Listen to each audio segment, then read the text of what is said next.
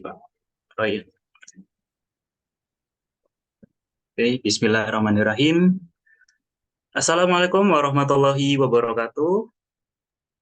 Waalaikumsalam Waalaikumsalam warahmatullahi Waalaikumsalam wabarakatuh. warahmatullahi wabarakatuh. Yang kami hormati Bapak Estumyarso MPD selaku dosen pengampu mata kuliah Ilmu Pendidikan, dan juga yang kami banggakan dan kami cintai selalu teman-teman sekalian semuanya. Gimana kabarnya teman-teman?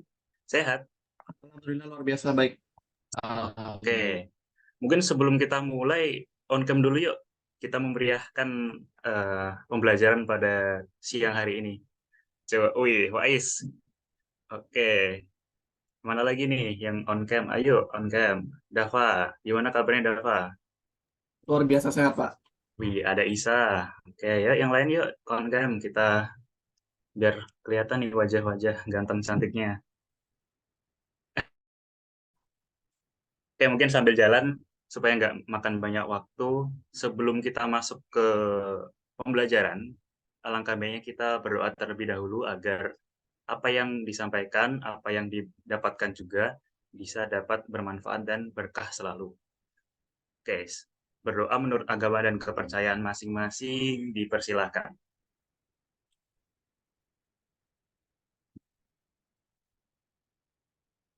Berdoa cukup tidak dibatasi.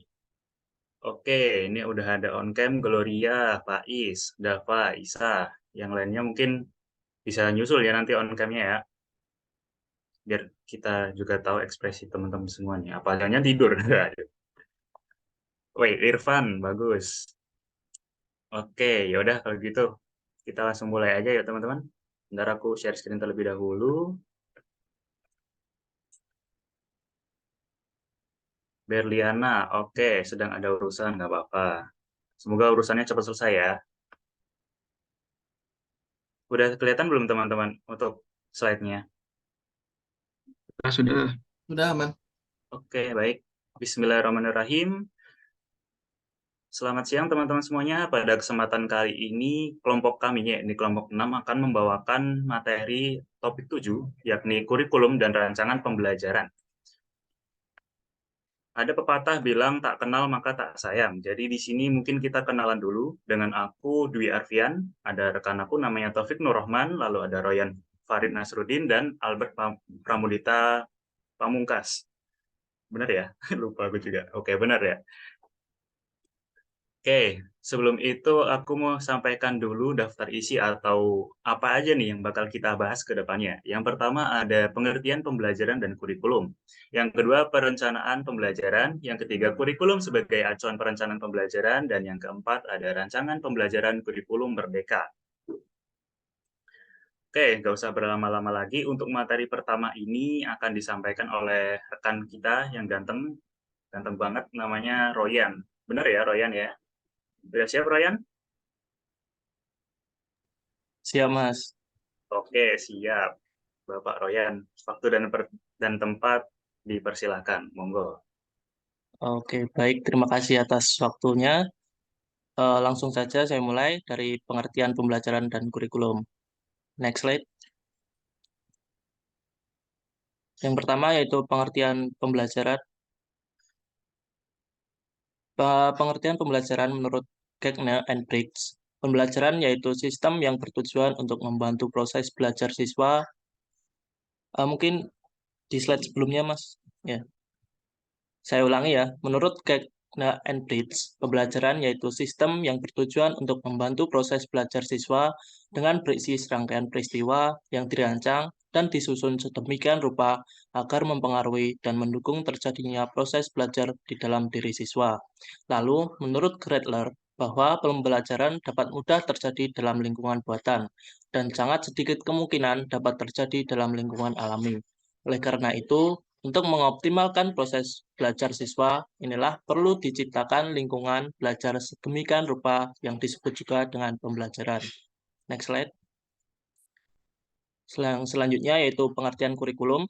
Menurut Undang-Undang Nomor 20 Tahun 2003 tentang Pendidikan Nasional, Bab 1 Pasal 1 di poin 19, itu kurikulum adalah seperangkat rencana dan pengaturan mengenai tujuan, isi, dan bahan pelajaran serta cara yang digunakan sebagai pedoman penyelenggaraan kegiatan pembelajaran untuk mencapai tujuan pendidikan tertentu. Nah, untuk secara sederhananya, pembelajaran adalah bagaimana penyampaian apa yang akan diajarkan tersebut. Sedangkan kurikulum adalah apa yang akan diajarkan. Jadi, kurikulum yaitu program, rencana, dan isi pelajaran, sedangkan pembelajaran dapat diartikan sebagai tindakan belajar, mengajar, metode, dan presentasi. Next slide, Mas. Nah, di sini saya juga akan menjelaskan pengertian mengenai kurikulum 2013 dan kurikulum Merdeka. Yang pertama yaitu kurikulum 2013. Kurikulum 2013 merupakan upaya reformasi pendidikan nasional di Indonesia yang bertujuan untuk mengubah paradigma pendidikan tradisional menjadi lebih modern dan relevan. Ini mencerminkan perubahan global dalam dunia pendidikan dengan menekankan pengembangan kompetensi siswa dalam berpikir kritis, berkolaborasi, dan berinovasi. Next slide. Yang selanjutnya itu pengertian kurikulum merdeka. Kurikulum merdeka adalah sebuah konsep pendidikan yang memberikan lebih banyak fleksibilitas kepada,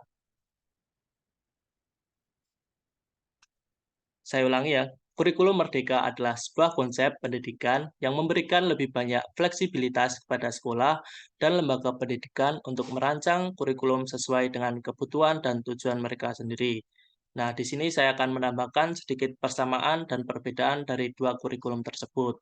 Untuk persamaannya, yang pertama yaitu menekankan pembelajaran yang lebih umum dan kontekstual, lalu yang kedua menekankan pada pengembangan kemampuan siswa dalam berpikir kritis, berkolaborasi, dan berinovasi. Lalu yang ketiga, menekankan penggunaan teknologi dalam pembelajaran. Lalu yang terakhir, fokus pada inklusi dan keberagaman dalam pendidikan.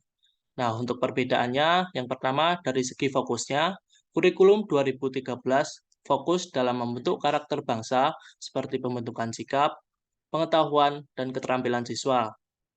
Sedangkan kurikulum merdeka berfokus pada capaian pembelajaran. Lalu untuk yang kedua yaitu implementasi dan evaluasi.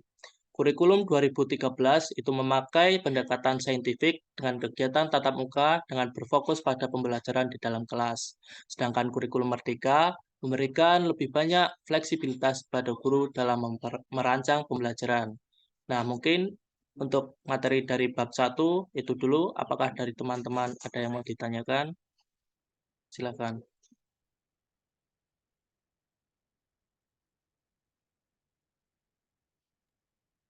Saya izin bertanya ya. Baik, Mas Isa ya. Ya, tadi kan Silakan. telah disebutkan ya tentang bunyi dalam Undang-Undang Nomor 20 Tahun 2003 yang mengacu pada pendidikan nasional pada bab 1 pasal 1 yang berbunyi bahwa kayak kurikulum adalah seperangkat rencana dan pengaturan mengenai tujuan, isi, dan bahan pelajaran serta cara yang digunakan sebagai pedoman penyelenggaraan kegiatan pembelajaran untuk mencapai tujuan pendidikan tertentu. Nah, yang saya ingin tanyakan di sini, tujuan pendidikan tertentu itu yang dimaksud seperti apa dan berikan contohnya agar kurikulum bisa direalisasikan oleh guru-guru yang ada di Indonesia ini dengan baik dan benar. Mungkin pertanyaan saya cukup begitu saja. Terima kasih. Oke, baik. Terima kasih atas pertanyaannya, Mas Isa. Mungkin langsung saya jawab aja ya. Dari yang pertama, yang poin pertama itu yang dimaksud dengan tujuan pendidikan tertentu. Nah, tujuan sendiri kan dapat diartikan sebagai apa ya, sasaran dan hasil yang ingin dicapai. Lalu untuk kata tertentu itu merujuk pada sesuatu yang bergantung. Jadi, tujuan pendidikan tertentu adalah sasaran atau hasil yang ingin dicapai melalui pelaksanaan kurikulum tersebut yang tergantung pada tingkat dan jenis pendidikan yang dimaksud. Semisal nih kan ada tujuan pendidikan dari SD dan SMP kan itu pasti berbeda. Nah, itu maksudnya tujuan pendidikan itu pasti di tiap tingkat itu berbeda. Jadi kata-katanya tujuan pendidikan tertentu begitu. Lalu untuk contohnya agar kurikulumnya bisa direalisasikan oleh guru-guru, itu yang pertama itu dengan membentuk karakter dan moral siswanya, seperti mengembangkan nilai-nilai kejujuran, disiplin, tanggung jawab, dan sebagainya. Mungkin untuk yang kedua itu bisa penguasaan pengetahuan dan keterampilan dasar. Misalnya kan kita kalau belajar matematika kan nggak mungkin ya langsung dari apa ya ke integral atau apa gitu kan harus dari dasar-dasarnya, mungkin penambahan, pengurangan, perkalian atau pembagian dulu, baru kita belajar ke yang lebih tingkat lagi-lagi gitu. Untuk yang ketiga itu mengembangkan keterampilan sosial seperti kemampuan berkomunikasi, kerjasama, dan menyelesaikan konflik atau masalah tertentu. Untuk yang terakhir, yang keempat itu memperkenalkan teknologi keterampilan digital. Mengingat perkembangan teknologi yang cepat di era ini, guru-guru juga harus memahami dan memanfaatkan teknologi untuk pendidikan. Nah, begitu jawaban dari saya. Apakah sudah cukup menjawab, Mas Isa? Jawabannya sudah cukup menjawab. Terima kasih Mas Arya. Baik, terima kasih. Mungkin saya kembalikan ke Mas Arfian. Oke, materi yang disampaikan Mas Royan bagus sekali ya, teman-teman. Dan juga tadi ada yang bertanya, Mas Isa juga pertanyaannya bagus. Jadi dijawab dengan lengkap juga sama Mas Royan. Oke, mungkin itu dari materi apa ya, subbab 1 lah, anggap gitu. Selanjutnya ini ada perencanaan pembelajaran. Tapi sebelum itu aku mau reminder dulu nih buat teman-teman semuanya. Nanti di akhir sesi kita ada kuis. Jadi mohon dicermati, disimak dari materi awal hingga akhir ya teman-teman. Ada kuis dan insya Allah kalau 3 teratas dapat reward atau hadiah gitu teman-teman. Oke. Oke, selanjutnya ini akan disampaikan oleh Mas Taufik. Monggo, waktu dan tempat dipersilahkan. Baik, terima kasih Mas Arfian atas kesempatannya. Selanjutnya saya akan menjelaskan bab kedua, yaitu perencanaan pembelajaran. Yang pertama, pengertian perencanaan pembelajaran. Menurut Ragan dan Smith tahun 1992, perencanaan pembelajaran adalah upaya untuk menerjemahkan prinsip-prinsip pembelajaran, prinsip-prinsip belajar, dan pembelajaran ke dalam suatu rencana yang mencakup materi dan kegiatan pembelajaran. Selanjutnya, nah, apa saja isi dalam rencana pembelajaran? Yang pertama, tujuan pembelajaran. Menjelaskan secara jelas apa yang siswa dapat pelajari dari pembelajaran tersebut. Tujuan pembelajaran dapat berdasarkan kurikulum atau tujuan pembelajaran khusus yang ditetapkan oleh guru. Kemudian yang kedua, ada penilaian. Bagaimana penilaian pembelajaran akan dilakukan, baik melalui kuis, tes, proyek, atau cara lainnya. Hal ini akan membantu guru mengevaluasi apa tujuan pembelajaran telah tercapai. Kemudian nomor 3, ada strategi pembelajaran. Dengan memilih strategi pembelajaran yang tepat untuk membantu siswa mencapai tujuan pembelajaran, strategi pembelajaran dapat berupa ceramah, diskusi, kerja kelompok, ataupun kerja praktik. Kemudian 4, ada sumber daya. Mengidentifikasi sumber daya yang diperlukan untuk pembelajaran, seperti buku, teks, handout, video, atau materi online. Pastikan sumber daya tersebut mudah diakses dan sesuai dengan kebutuhan siswa. Kemudian, yang kelima, manajemen waktu, yaitu mengalokasikan waktu yang cukup untuk setiap kegiatan dalam rencana pembelajaran yang kita susun, dengan mempertimbangkan waktu pembelajaran di kelas dan kemungkinan gangguan yang mungkin membuat waktu pembelajaran molor atau lebih lama. Kemudian ada nomor 6, diferensiasi. Dengan banyaknya dan beragamnya siswa di kelas, kita juga harus memperhatikan kebutuhan dan kemampuan siswa yang beragam tersebut. Lalu, merancang kegiatan yang dapat menarik dan menantang semua siswa. Kemudian nomor 7, ada refleksi. Merefleksikan efektivitas rencana pembelajaran setelah dilaksanakan. Mengidentifikasi apa yang perlu ditingkatkan dan membuat penyesuaian untuk pembelajaran selanjutnya. Kemudian nomor 8, ada integrasi teknologi. Dengan berkembangnya teknologi yang semakin pesat, salah satunya pada bidang pendidikan, kita dapat merancang pengintegrasian berbagai teknologi ke dalam rencana pembelajaran untuk meningkatkan pembelajaran siswa. Hal ini dapat meliputi penggunaan sumber daya multimedia, alat pembelajaran online, atau aplikasi pendidikan. Kemudian nomor 9, manajemen kelas. Merencanakan bagaimana mengelola kelas selama pembelajaran, termasuk prosedur transisi, manajemen perilaku, dan partisipasi siswa. Kemudian yang terakhir ada kegiatan tindak lanjut. Kegiatan tindak lanjut yaitu merencanakan kegiatan yang akan memperkuat pembelajaran siswa dan membantu siswa menetapkan apa yang telah dipelajari dalam situasi dunia nyata. Lanjut slide selanjutnya. Ada peran perencanaan pembelajaran dalam meningkatkan profesionalitas guru dan masalah yang mungkin dihadapi oleh guru. Untuk peran perencanaan pembelajaran untuk meningkatkan profesional guru, yang pertama, perencanaan pembelajaran adalah elemen penting dalam proses pembelajaran dan guru memberikan pedoman kepada guru. Kemudian nomor 2, ada perencanaan pembelajaran membantu guru dalam mengorganisir dan melaksanakan kegiatan belajar mengajar dengan lebih baik. Kemudian nomor 3, evaluasi perencanaan pembelajaran digunakan untuk meningkatkan kualitas pembelajaran.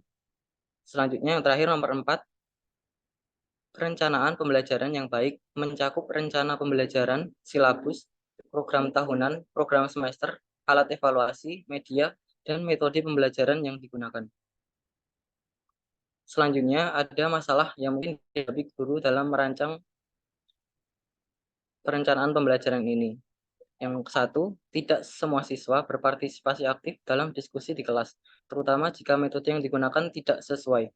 Kemudian nomor 2, ada kendala dalam penggunaan media pembelajaran berbasis teknologi, terutama bagi guru yang belum terbiasa. Kemudian nomor 3, ada kendala menilai hasil belajar siswa. Selanjutnya nomor 4, kesulitan dalam memadukan berbagai jenis media pembelajaran. Yang terakhir nomor 5, tidak semua siswa merespon materi pembelajaran dengan baik. Selanjutnya, mungkin sebelum lanjut ada pertanyaan teman-teman terkait bab 2 ini, perencanaan pembelajaran.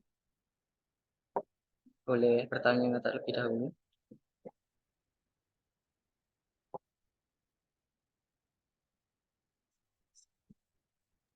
Oh ya teman-teman, jangan lupa untuk presensi ya teman-teman. Itu linknya apa? Tokennya sudah di-share sama Pak Estu di kolom chat Zoom. WY2E. Mungkin sambil menunggu bisa sambil presensi ya teman-teman.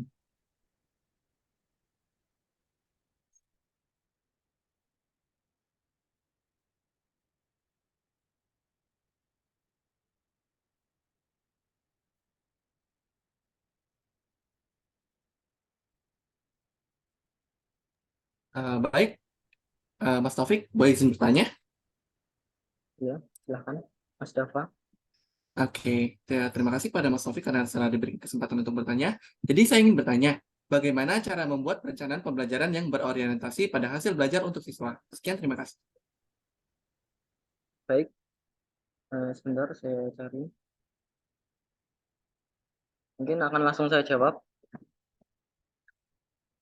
Untuk membuat perencanaan pembelajaran yang berorientasi pada hasil belajar siswa, ada beberapa hal yang dapat kita perhatikan. Yang pertama, menentukan tujuan pembelajaran yang spesifik dan terukur. Tujuan pembelajaran harus jelas, spesifik, dan dapat diukur. Artinya, kita dapat merumuskan apa yang ingin dicapai siswa setelah penyelesaian pembelajaran. Tujuan yang spesifik membantu memberikan arah yang jelas proses pembelajaran dan memudahkan pengukuran apakah tujuan tersebut telah tercapai atau belum.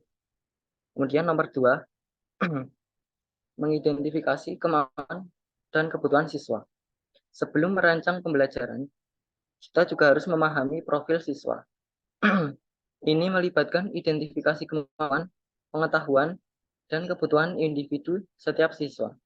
Dengan memahami tingkat kesiapan siswa ini, kita dapat merancang pembelajaran yang sesuai dan lebih relevan bagi siswa-siswa kita.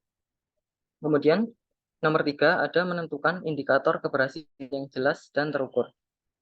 Indikator keberhasilan adalah parameter yang digunakan untuk mengukur apakah tujuan pembelajaran telah tercapai. Indikator ini harus jelas dapat diukur, sehingga kita dapat menilai pencapaian siswa dengan objektif. Contoh indikator bisa berupa teks, proyek, atau demonstrasi keterampilan.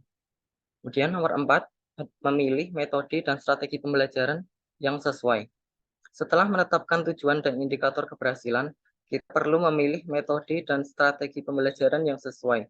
Pilihan metode harus mendukung pencapaian tujuan dan mempertimbangkan gaya belajar siswa.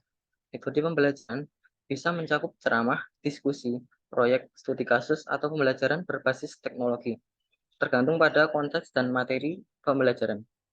Kemudian ada menyusun rencana evaluasi pembelajaran. Evaluasi adalah bagian penting dalam perencanaan pembelajaran. Kita perlu merancang alat evaluasi yang sesuai untuk mengukur pencapaian tujuan pembelajaran dan indikator keberhasilan. Ini dapat mencakup ujian, tugas, penugasan proyek, atau observasi. Rencana evaluasi harus mempertimbangkan waktu, instruksi, dan kriteria penilaian.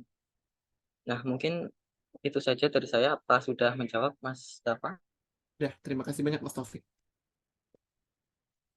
Mungkin selanjutnya saya serahkan ke moderator Mas Arfian lagi. Terima kasih sebelumnya. Oke, terima kasih ya Mas Taufik. Wah, panjang banget tadi ya jawabannya. Terlalu bersemangat kayaknya Mas Taufik. Oke, selanjutnya ini ada kurikulum sebagai acuan perencanaan pembelajaran. Akan disampaikan oleh rekan kami, yaitu Mas Albert. Gimana Mas Albert, udah siap belum nih buat nyampein informasi yang berharga ini, ilmu yang berharga? Siap dong, siap banget nih. Oke, baik, waktu dan tempat dipersilakan Mas Albert, monggo. Oke, sebelumnya terima kasih atas waktu yang sudah diberikan sama pemateri-pemateri sebelumnya dari Mas Royan sama Mas Taufik. Lanjut untuk materi yang berikutnya, judulnya kurikulum sebagai acuan perencanaan pembelajaran. Nah, jadi apa yang dimaksud dengan kurikulum sebagai acuan perencanaan pembelajaran ini? Jadi kurikulum dalam konteks pendidikan merujuk pada rencana atau rencana pembelajaran yang mengatur apa yang akan diajarkan, terus bagaimana akan diajarkan, dan kapan akan diajarkan dalam suatu program pendidikan. Ini adalah panduan utama bagi guru dan lembaga pendidikan untuk memastikan bahwa siswa menerima pendidikan yang terstruktur dan berarti. Terus eh, kita pernah bertanya-tanya, mungkin bertanya, mengapa kurikulum penting dalam perencanaan pembelajaran?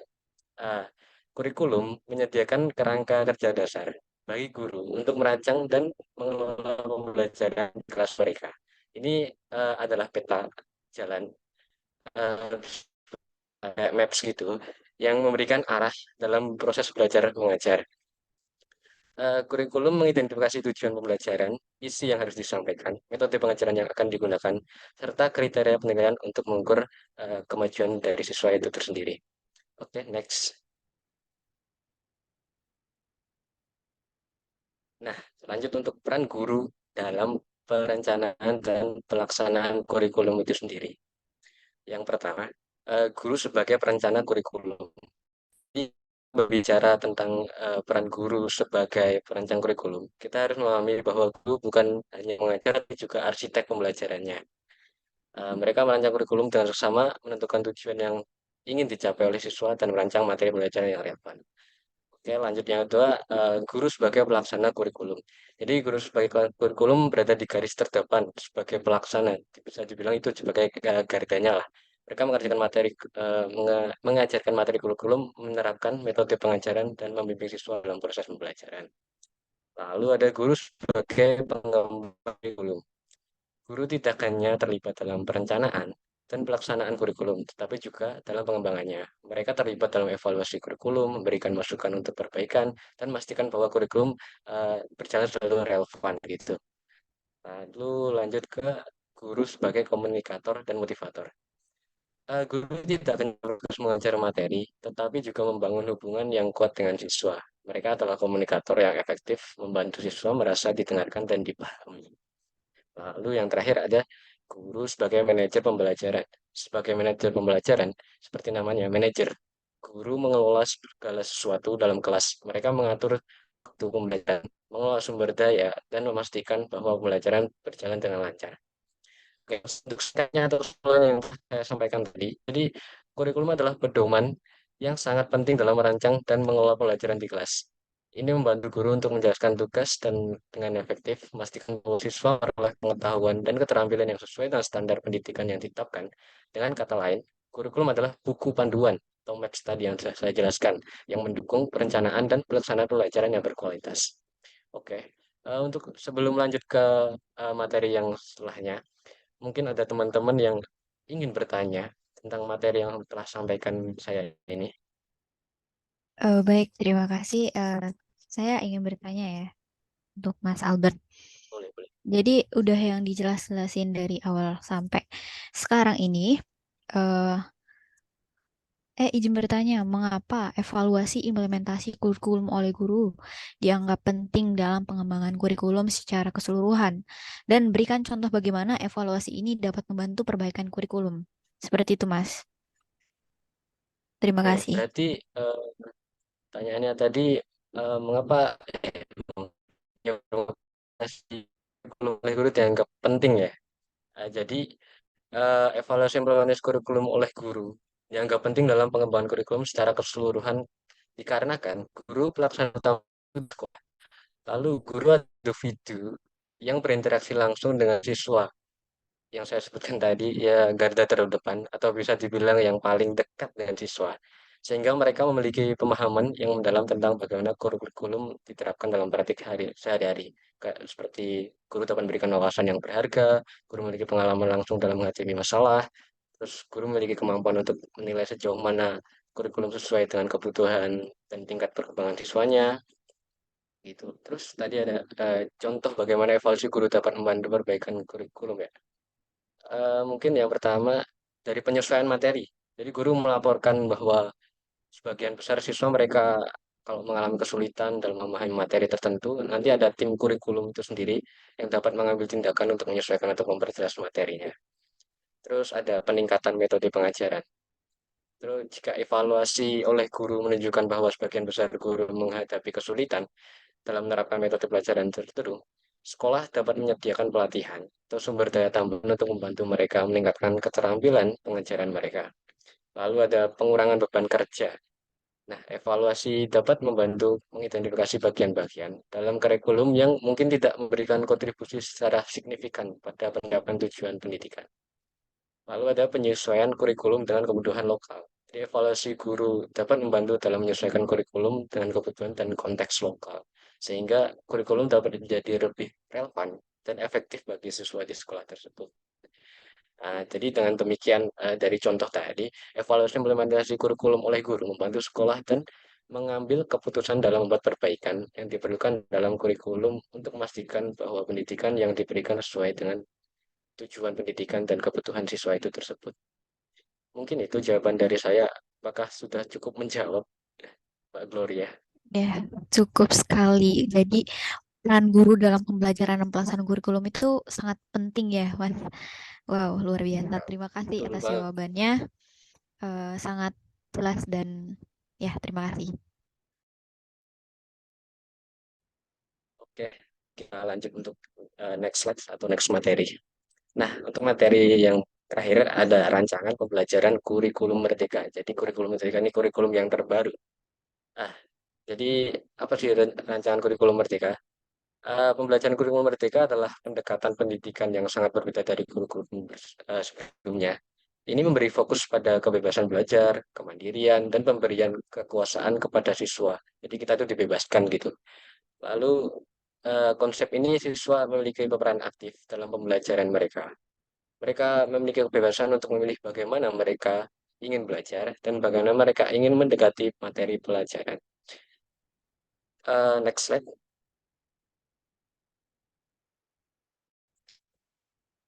Nah, yang pertama ada karakter belajar kurikulum itu sendiri. Modul belajar dalam konteks kurikulum Merdeka Belajar memiliki beberapa karakteristik yang penting sangat relevan. Yang pertama, sesuai dengan nilai-nilai Pancasila. Modul ajar dalam kurikulum Merdeka Belajar didesain dengan memperhatikan nilai-nilai Pancasila sebagai fondasi utamanya. Hal ini berarti modul-modul tersebut mengintegrasikan nilai-nilai kebangsaan seperti gotong royong, demokrasi, keadilan, dan persatuan dalam konteks pembelajaran. Yang kedua ada kemampuan disesuaikan. Jadi modul-modul ajar dalam kurikulum Merdeka Belajar dirancang dengan fleksibilitas yang tinggi. Mereka dapat disesuaikan dengan kebutuhan siswa, guru, dan sekolah. Itu. Lalu ya ada pengembangan lebih lanjut. Jadi modul kurikulum Merdeka ini merupakan alat yang terus berkembang. Jadi dapat diupdate dan diperbaiki sesuai dengan perkembangan terbaru dalam pendidikan dan perubahan kebutuhan siswa. Oke, next. Nah, lalu ada kriteria dari modul ajar. Kriteria modul ajar dalam kurikulum Merdeka adalah panduan penting bagi guru. Jadi kriteria-kriteria tersebut mencakup sifat esensial keberdayaan dalam hal daya tarik, makna, konteks, dan berkelanjutan. Modul ajar harus mencakup konsep-konsep esensial, menarik minat siswa, relevan, dan dengan kehidupan sehari-hari. Memberikan tantangan yang sesuai, mempertimbangkan konteks siswa, dan berlanjut dalam perkembangan belajar siswa itu sendiri. Nah, apa yang dimaksud dari sifat-sifat di atas kayak sifat esensial? Secara singkat aja, sifat esensial itu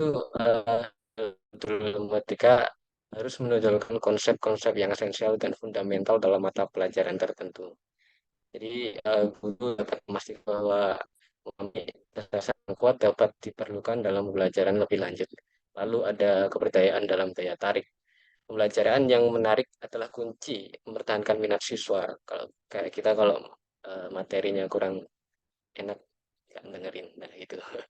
Terus ada makna yang tersirat. Materi yang diajarkan harus memiliki relevansi dengan kehidupan sehari-hari siswa.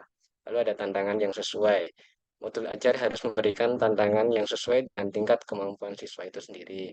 Terus ada relevansi yang jelas. Jadi materi pembelajaran harus relevan dengan kebutuhan siswa dan tujuan pembelajaran. Lalu ada kontekstual sesuai. Modul ajar harus ditempatkan dalam konteks yang relevan dengan kehidupan siswa. Jadi ini membantu siswa untuk melihat hubungan antara pelajaran dan pengalaman mereka dalam kehidupan sehari-hari. Lalu berkesinambungan dengan pembelajaran. Jadi pembelajaran harus menjadi proses yang berkesinambungan. Modul ajar harus memberikan kesempatan bagi siswa untuk memperdalam pemahaman mereka, memperhatikan keterampilan guru, dan membangun pengetahuan mereka dalam seiring waktu. Nah, jadi kesimpulan di materi yang sepanjang tadi, dengan mengikuti kriteria modul ajar ini, guru memiliki pedoman yang kuat dalam merancang pembelajaran yang lebih efektif, lebih menarik, dan lebih sesuai dengan kebutuhan siswa. Dengan pendekatan ini, kita dapat mencapai tujuan kurikulum Merdeka dalam menciptakan pendidikan yang lebih inklusif dan relevan dengan tuntutan zaman. Nah, dari materi-materi yang sudah saya sampaikan tadi, adakah pertanyaan lagi dari teman-teman atau kejanggalan yang ingin bertanya? Oke, Braille. Boleh on mic Bri. Oh, lewat chat. Izin bertanya, mengapa kurikulum di Indonesia sering mengalami perubahan? Apakah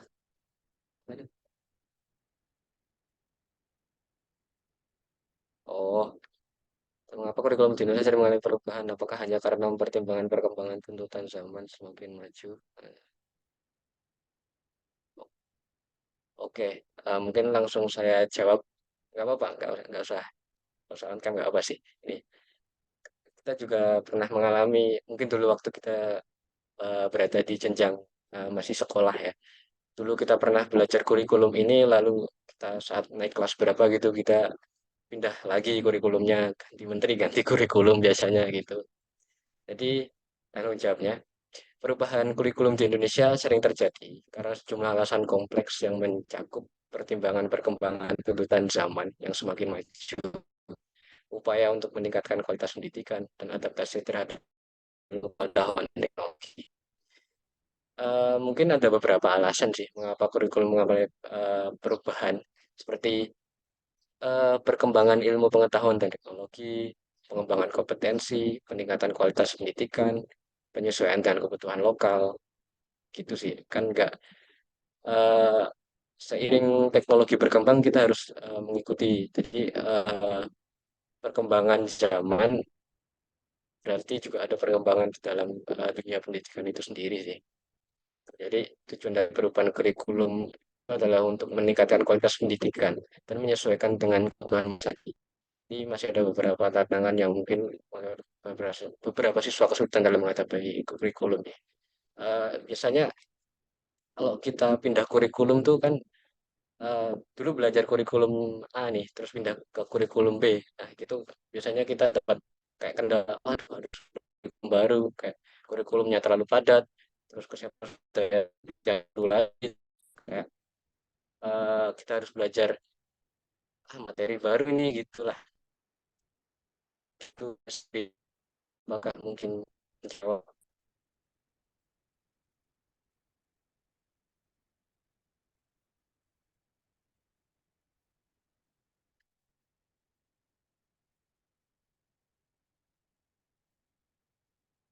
Mas Brili. Brili mana sih?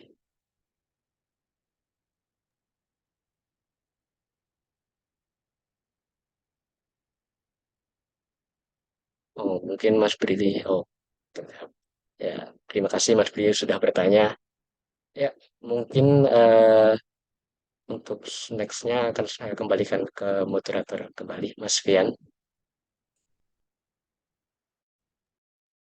Oke, nah itu dia penyampaian materi tentang mulai dari ada 4 tadi ya, mulai dari pengertian pembelajaran dan kurikulum sampai rancangan pembelajaran kurikulum merdeka.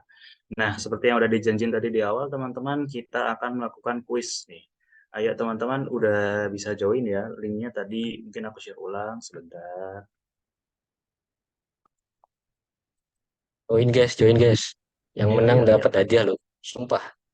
Ayo, tapi adanya masih rahasia nih ya, nanti besok kita kasih surprise aja gitu. Tapi Kasih tetap kejutan. ada hadiah nih. Yo, guys. Jadi yang tadi memperhatiin Ayo, kita mencapai materi, sebentar. pasti bisa jawab lah. Betul. Gampang kok. Asal teliti aja gitu. Pasti teman-teman semuanya bisa jawab. Insya Allah ya. Oh, ganti share screen dulu. Oke, ini udah ada 17 nih. Yuk, teman-teman baru setengah dari kelas. Oke, baru join, langsung aja. Linknya udah aku share di kolom chat Zoom. Bisa langsung join. Kita ramaikan kuis pada siang hari ini, teman-teman.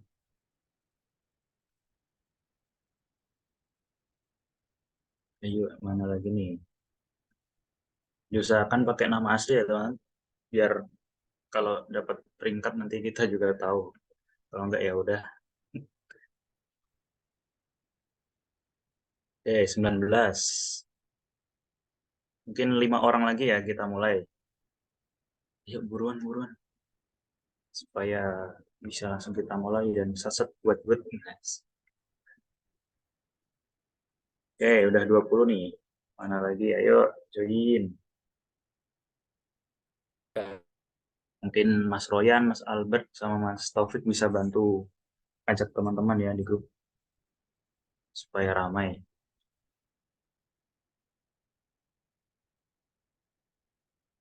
Oke, 21. Ayo keburu ini loh. Aku mulai nanti malah nggak dapat kesempatan.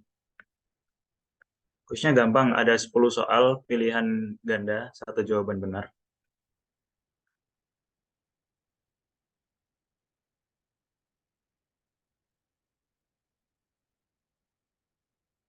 Yuk, siapa lagi yang mau join? Oke. Wih, apa ini? Panitia.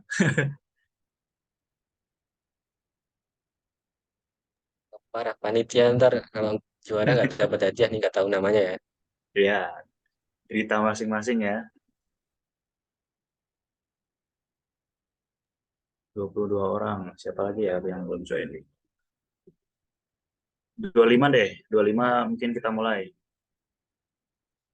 Atau 14.15 waktu Indonesia Barat. Masih ada 2 menit lagi buat join kuis.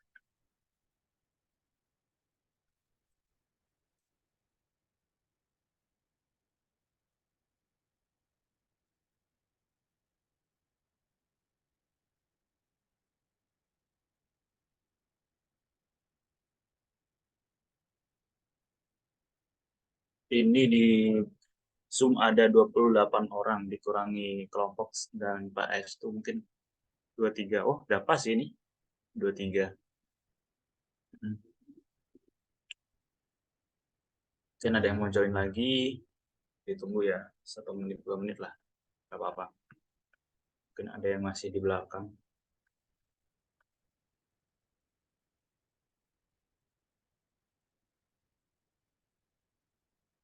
Yuk, 1 menit lagi, teman-teman.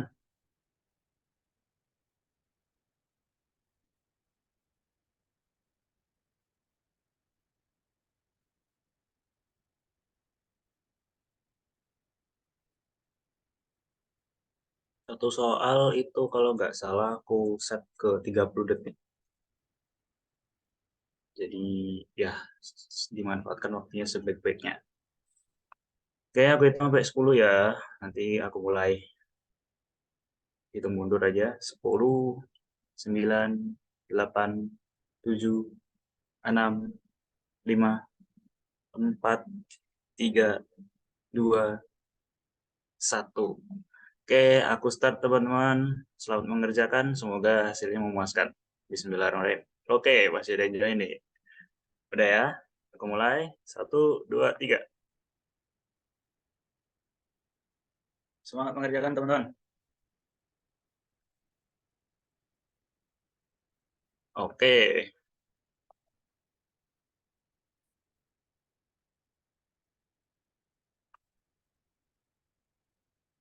Wow. Permulaan yang sangat baik nih. Ada Ahmad Rido dan Gloria. Satu jawaban benar. Oke, ada Arkan Arinda. Wis, banyak yang benar nih awal-awal. Oh, Lana, mohon maaf sekali nih.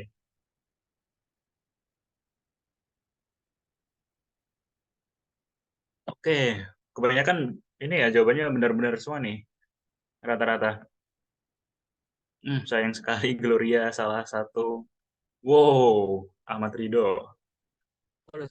Kayaknya Ridho Oke ini ya guys. memperhatikan banget ya. Waduh, gokil banget, bro.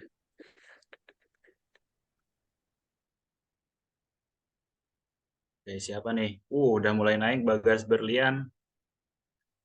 Wis, pada semangat-semangat ya nih. Ini yang bawah-bawah gimana ini kabarnya? Belum ada yang benar. Gak Oh, apa-apa, masih di semangat. atas sih. Masih ada kesempatan nih buat ngejar. Salib Ridho nggak sih? Ayo, Rido nih barusan hilang strike-nya. Babang Arkan, ayo Babang Arkan. Masih bisa untuk strike selanjutnya. Wow, 4 kali Oh, berturut-turut nampaknya. gila, Arkan Pasti Babang Arkan berarti mendengarkan memperhatikan nih banget dari sih. tadi nih. Keren banget. Oh, disalib sama Graciela. Ayo, masih bisa, masih ada waktu. Wih, Babang Arkan nampaknya berpikir keras ya di situ. Oke, disalib lagi. Ahmad Rido naik lagi ke posisi 2. Graciela. Wih, kejar-kejaran nih antara 3 orang ini nih. Ahmad Rido, Graciela, sama Babang Arkan.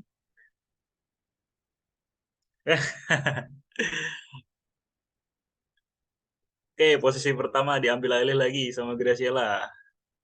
Wah, Bagas hilang strike-nya.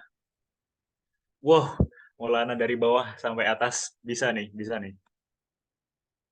Ini yang di bawah-bawah ini apa kabar ini? Ayo, semangat teman-teman semuanya.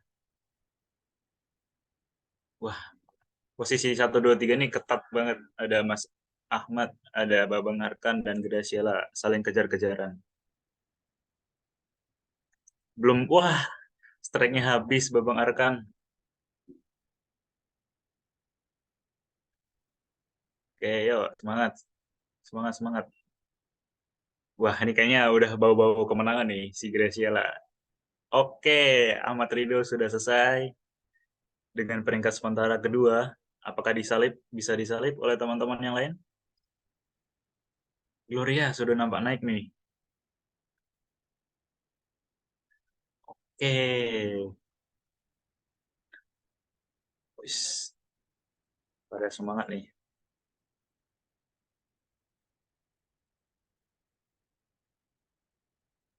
Dava Noval mulai naik ke posisi 5. Wih, Babang Arkan kok diam aja ini. Disalib posisi 2 oleh Babang Arkan. Apakah Ahmad Rido akan turun podium?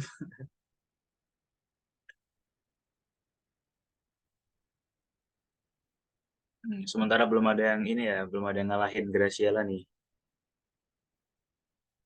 Ayo, masih Kayak ada menang dah itu dah. berapa orang nih yang belum. Oke, woi, ngebut juga nih di posisi tengah. Wah, seri ya, ini harusnya pertanyaannya jawabannya benarnya sama. Saya sudah berusaha Gak apa-apa, semaksimal mungkin. Bagus, nggak apa-apa. bagus berarti kan tandanya memperhatikan Meskipun kita nanti presentasi jadi. nggak tahu disalip apa enggak, yang penting udah bermanfaat bagi diri sendiri. Oke, ini kayak udah kelihatan ya nih. Wih, Nurbaiti Saputri. Tinggal satu jawaban benar lagi bisa menggeser Ahmad Ridho. Yuk, semangat, semangat.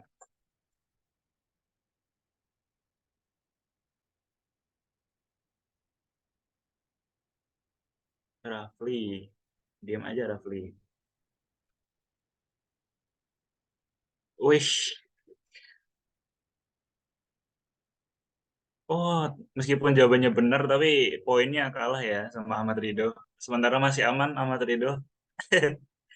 Masih bisa tidur dengan tenang. Duduk dengan tenang maksudnya. Oke. Masih belum bisa menggeser Ahmad Ridho, namanya kokoh di podium ketiga. Wah, udah semua nih Jawab kayak yang ini. cepat Tinggal biar tetap Rafli poin aja banyak. nih. Ayo, Rafli. Dua lagi nih. Selesaikan, ayo.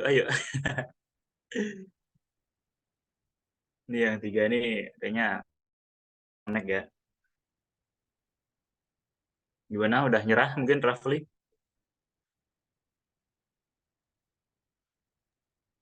Jadi Oke, berarti kan masih tiga berusaha teratas sudah namanya di sana. ditentuin. Ayo, satu lagi. Nanti kita akhiri deh habis ini.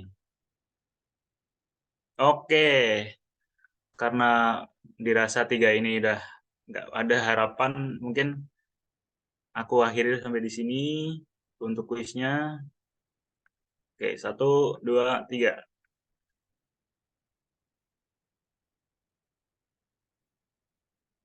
Nah, inilah dia pemenang kita.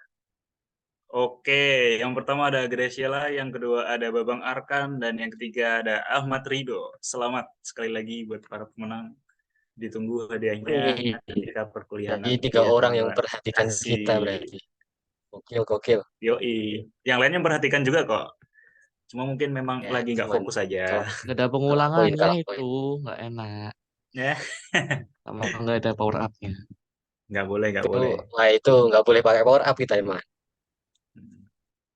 Nggak apa-apa.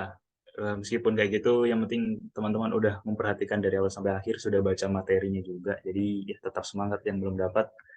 Insya Allah dapat ilmu yang bermanfaat tuh udah lebih dari cukup menurut kami ya. Oke, karena mungkin ini mau di screenshot dulu buat bukti.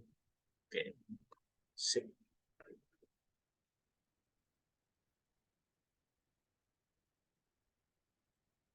Oke, sekali lagi terima kasih. Oh, guys, tuh baru jadi. Oke, sekali lagi terima kasih kepada teman-teman yang sudah berpartisipasi mulai dari awal pembelajaran sampai sesi kuis barusan, nampaknya juga semangat-semangat ini. Jawabannya juga rata-rata benar loh ini. 50% lah. Oke. 50% sudah jawab benar, 50%-nya lagi mungkin salah fokus saja. Karena kami buat soalnya memang sengaja untuk melatih kefokusan teman-teman sekalian ya. Oke, dengan berakhirnya sesi kuis ini berarti menandakan bahwa pembelajaran pada kali ini segera berakhir dan pada kesempatan kali ini saya izin untuk menyampaikan kesimpulan. Jadi dari pembelajaran kali ini dapat disimpulkan bahwa perencanaan pembelajaran memegang peran sentral dalam memastikan efektivitas pembelajaran dengan guru sebagai perancang, pelaksana, dan evaluator kurikulum. Meskipun kurikulum 2013 dan kurikulum Merdeka memiliki banyak kesamaan, terdapat perbedaan penting dalam pelaksanaan, struktur kurikulum, penilaian, dan fleksibilitas. Untuk meningkatkan efektivitas pendidikan di Indonesia, penting untuk memahami perbedaan antara kedua kurikulum tersebut dan melibatkan guru secara aktif dalam perencanaan dan pelaksanaan kurikulum. Evaluasi berkala, dukungan siswa khusus, kolaborasi antar sekolah, pemantauan yang cermat, dan pembaruan yang relevan penting untuk memaksimalkan manfaat kedua kurikulum ini, mempersiapkan siswa untuk masa depan yang beragam dan cepat berubah. Nah, mungkin itu saja kesimpulan yang dapat saya sampaikan, dan berakhirnya kesimpulan juga artinya pembelajaran pada kali ini juga sudah berakhir ya teman-teman. Mungkin itu saja yang dapat kami sampaikan. Sebelumnya kami mohon maaf apabila ada kesalahan kata atau kalimat yang tidak sengaja kami sampaikan sehingga membuat hati teman-teman gelisah atau sakit hati gitu. Semoga tidak ada ya, insya Allah. Oke, kalau sudah cukup dari kami, terima kasih kepada teman-teman dan juga Bapak Estu selaku dosen pengampu. Ini ada sedikit pantun. Ke pasar Beringharjo membeli terasi. Cukup sekian dan terima kasih. Wassalamualaikum warahmatullahi wabarakatuh. Waalaikumsalam Waalaikumsalam warahmatullahi warahmatullahi wabarakatuh. wabarakatuh.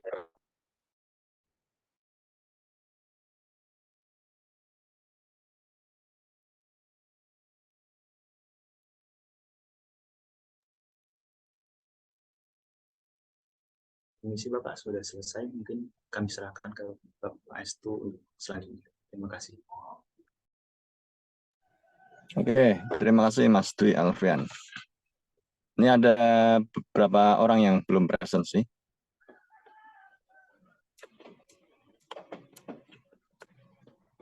Oke, sebentar saya kirim token baru ya. Oke, silakan dilihat di menu chat. Sudah saya kirim ulang yang baru. Sebelumnya, assalamualaikum.